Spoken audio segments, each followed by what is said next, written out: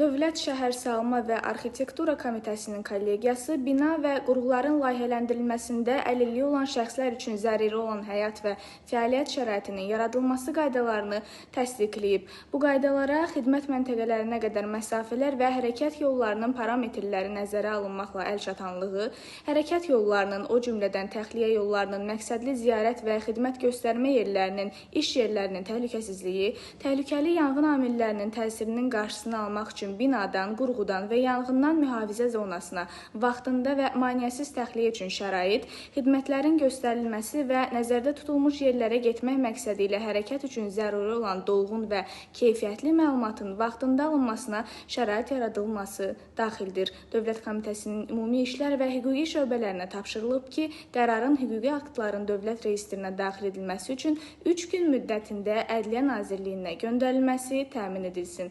Ən son məlumatlardan xəbərdar olmaq üçün kanalımıza abunə olmağı unutmayın.